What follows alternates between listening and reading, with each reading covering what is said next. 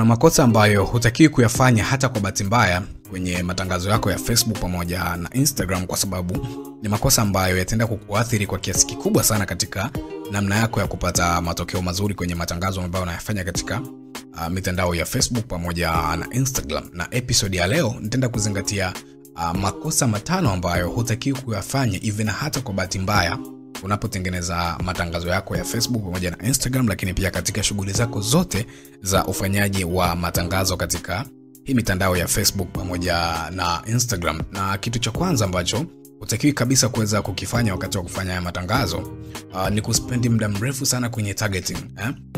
Instagram na Facebook wanajua kabisa kwamba wanatakiwa kulipeleka tangazo kwa watu gani. Instagram na Facebook tayari wanajua wateja wako ni akina nani. Kwa hiyo utakiwi kabisa kuspendi muda mrefu sana kwenye kutafuta ile targeting ambayo itakuwa ni special sana kwako. Just do basic targeting. Hiyo itaamua pia kuwapa Instagram na Facebook direction kwamba wanatakiwa wapeleke tangazo lako kwa watu gani. Kwa hiyo hili ni kosa ambalo unaona watu wengi sana wanalifanya. Watu wamefikia mpaka hatua ya kuanza kutafuta setup za targeting, audience setup ambayo inaweza kumpa matokeo mazuri. Hamna kitu ambacho kitakupa matokeo kwenye hivyo vyote, kwa sababu Instagram wanajua ukishafanya matangazo 2-3 wanajua kabisa kwamba wateja wako ni akina nani. Lakini pia even hata kama hujai kufanya matangazo, kama una posti content, kuna followers ambao wamekufollow, wanajua kabisa kwamba wewe tangazo lako ama wewe watu wako ni wa aina gani. Kwa hiyo badala ya kutumia muda mrefu sana kwenye kufanya targeting, inabidi ufanye mambo mengine ambayo yanaweza kuleta matangazo yakakupa matokeo mazuri zaidi. Kwa mfano kama namna ya kutengeneza offer ambazo ziko vizuri, namna ambavyo unaweza ukatengeneza ad creative ambazo ziko vizuri. Hizi ndio zitaamua kwa asilimia kubwa sana namna ambavyo tangazo lako litafanya vizuri katika hizi platforms za Instagram pamoja na Facebook. Kwa hiyo hii ni kosa la kwanza ambalo hutakiwi kulifanya hata kwa bahati mbaya. Spendi muda kwenye matangazo katika vitu vingine, lakini sio kufanya muda mrefu sana wakati unatafuta targeting na hizo setups za audience. Hapo hakuna kitu ambacho utakipata. Instagram tayari wanajua wateja ambao wewe unatakiwa kuwapata kwa nature ya biashara yako na kwa nature ya database ambayo umeitengeneza kwenye hiyo account yako. Kosa la pili, usiwahi kutumia hata kwa bahati mbaya matangazo ya posti kama unataka kuuza bidhaa zako. Kama unataka kuongeza tu reach ya posti zako, watu waone wengi, upate likes nyingi, upate comments nyingi, upate followers, it's okay, unaweza kuboost, sina shida na wewe. Lakini kwa mtu ambaye anataka kuuza bidhaa kupitia hilo tangazo, boost sio sehemu ambayo unatakiwa kuifanya hata kwa bahati mbaya.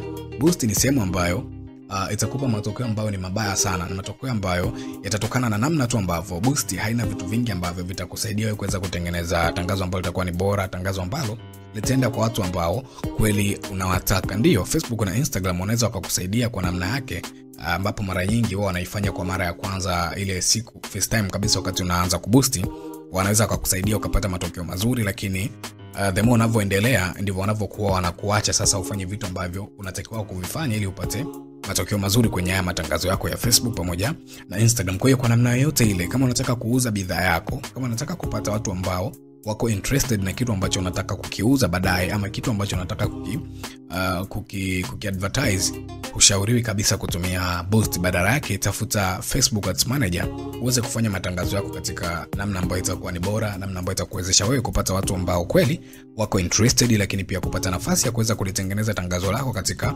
viwango ambavyo sio rahisi kuweza kupata ile traffic ambayo unaitaga less quality traffic ambayo haiwezi kufanya kitu chochote kwenye matangazo yako. Kwa hiyo badala ya kufocus zaidi na kutafuta matangazo ambayo unatakiwa kuyaboost, focus na kujifunza jinsi ya kutumia Facebook Ads Manager ili uweze kutengeneza matangazo ambayo yatakuwa ni bora, matangazo ambayo yatakupa matokeo mazuri zaidi. Lakini pia kosa la 3 ni kununua followers. Na yona watu wengi sana wanafanya, unadanganywa kwamba itakuongezea uaminifu, kuna namna itakuwekea account yako ikawa vizuri, mtu akiona anashawishika. Guys, achana na hizo shortcut ambazo hazina matokeo yote. Hiyo ni lugha ya kibiashara ambayo inatumiwa ili wewe uweze kushawishika zaidi kununua hizo followers. Lakini ukweli ni kwamba kununua followers kuna hasara kubwa sana katika namna yako ya ufanyaji wa biashara. Kitu cha kwanza ambacho pia utakiharibu kwa asilimia kubwa, ambacho ndio kinaamua pia upate matokeo mazuri ama upate matokeo mabaya, ni database ya account yako. Yani ukiweka yale fake followers, kwa sababu zile ni bots, sio active followers, zile ni bots, ukiziweka kwenye account yako, tayari next time labda ukilana tangazo, Instagram na Facebook wanaanza sasa kuhaso kutafuta watu ambao umeengage nao. Kwa hiyo hao followers ambao wamekufollow huko, sasa hayo mabots pengine sasa ndo watahisi kama hiyo ndo sample yako ambayo inaweza kanunua hiyo product ambayo unaiadvertise. Kitakachotokea ni kwamba watahangaika sana kwenye kuzitafutia hizo samples. At the end of the day utakuja kukuta kwamba hupati matokeo mazuri, kwa sababu traffic ambayo wanaifikia sio ile ambayo iko serious kweli, iko real, nataka hiyo product yako, ama iko real, inaweza ikawa na uhitaji wa hiyo product, kwa sababu tu umeshaharibu database. Lakini ukiwa na wale followers wako hata 2 5 ambao wamekufollow kutokana na kitu ambacho unakifanya, ni rahisi Instagram na Facebook kuwatafuta watu ambao wanaendana na hawa watu, na mwisho wa siku akakuletea watu ambao kweli wana uwezo wa kuja kununua hiyo product, na mwisho wa siku ukapata matokeo ambayo ni mazuri. Kwa hiyo hawa followers ambao wanakuwa wanauzwa, hizi bots zinaharibu sana database ya account zako, na inavyoharibu database ya account yako ndivyo hivyo pia ambavyo inakuwa na impact the way ambavyo utapata matokeo mazuri kwenye haya matangazo unayokuwa unayafanya. Kwa hiyo kwa namna yote ile usinunue followers hata kidogo, wekeza kwenye matangazo ya kulipia, wekeza kwenye kutengeneza content. Followers watakuja, na wale followers ambao kweli wana uwezo wa kununua, wanaweza kuengage na wewe, na wana uwezo wa kuimpact biashara yako, ila sio haya mabots ambayo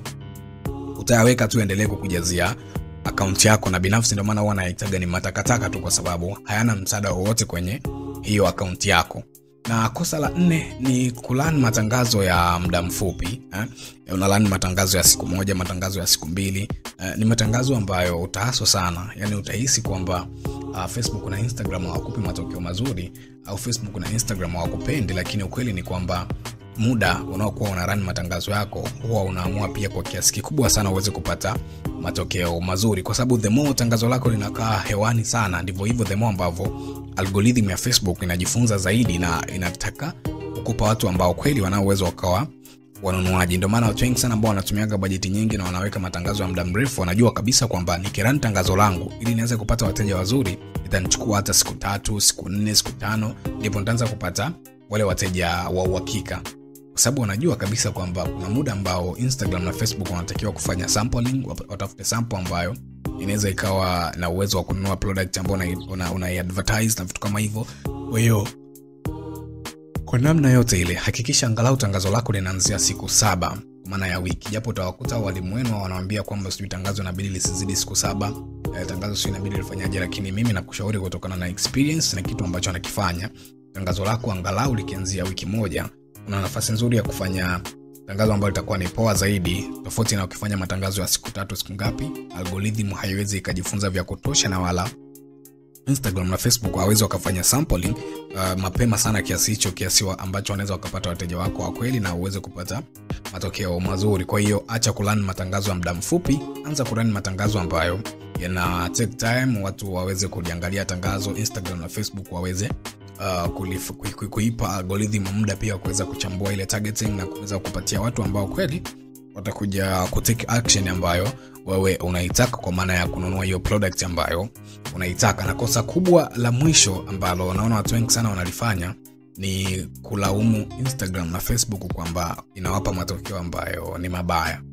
Hili ni kosa ambalo unalifanya, na mpaka sasa hivi nikianza kuuliza maswali kwamba wewe unafikiri ni kwa nini Facebook na Instagram hawataki kukupa matokeo mazuri kama ambao unakuwa unayataka, unaweza usiwe na majibu, kwa sababu pengine huenda haujui namna ambavyo matangazo yanafanya kazi, namna ambavyo Facebook na Instagram wanafanya kazi kwa ajili ya kuweza kuhakikisha kwamba wewe unapata matokeo mazuri kwenye hayo matangazo unayokuwa unayafanya kwenye hii mitandao ya Facebook pamoja na Instagram. Lakini ukweli ni kwamba Instagram na Facebook wanakupa kitu ambacho unakitaka. Hawawezi wakakupa kitu tofauti na kile ambacho umekiomba.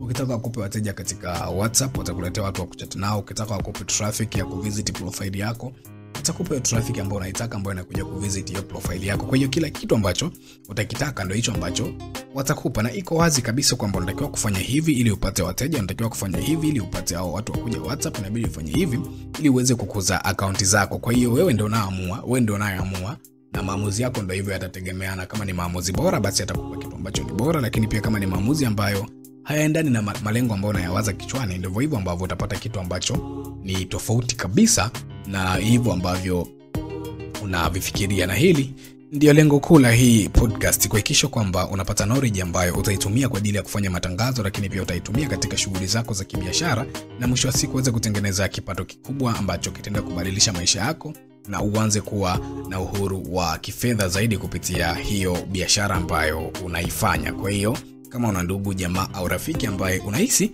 hii podcast inaweza kuwa na msaada mkubwa kwake, usisahau kushare naye, lakini pia kuniachia comment yako, itakuwa ni vizuri zaidi. Kitu gani ambacho umejifunza, lakini pia unataka kujifunza kitu gani kupitia hizi episodes ambazo zinakuja kila siku, nami nitatengeneza exclusive episode maalum kwa ajili yako wewe ambaye umerequest kitu ambacho unataka kujifunza. Mimi naitwa Joram Tanzania, na kesho huenda ikawa ni episode ambayo pengine ulikuwa unaisubiri kwa mwaka huu wa 2025 ili uweze kuboresha biashara yako katika hii mitandao ya Facebook pamoja na Instagram.